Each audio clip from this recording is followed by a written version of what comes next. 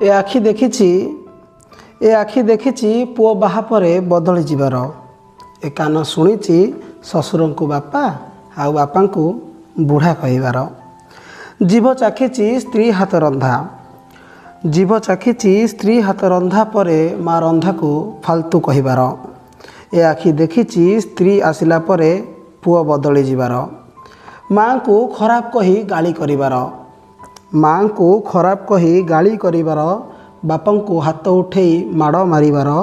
ସ୍ତ୍ରୀକୁ ସର୍ବସ୍ୱ ଆଉ ବାପା ମାଆଙ୍କୁ ନିଃସ୍ୱ ଭାବିବାର। ଏ ଆଖି ଏହା ବି ଦେଖିଛି ପତ୍ନୀକୁ ନେଇ ବିଦେଶ ଯିବାର।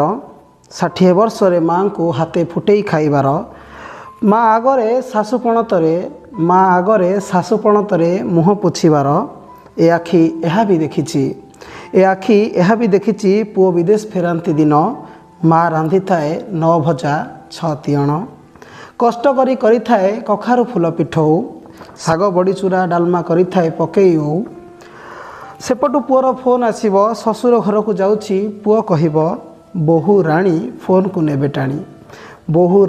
ଫୋନ୍କୁ ନେବେ ଟାଣି କହିବେ ଆମେ ଯାଉଛୁ ଆମ ଘର। ମୋ ବୋଉ ଶ୍ରଦ୍ଧାରେ କରିଛି ମଟନ୍ ଆଉ 4-6 ପ୍ରକାର।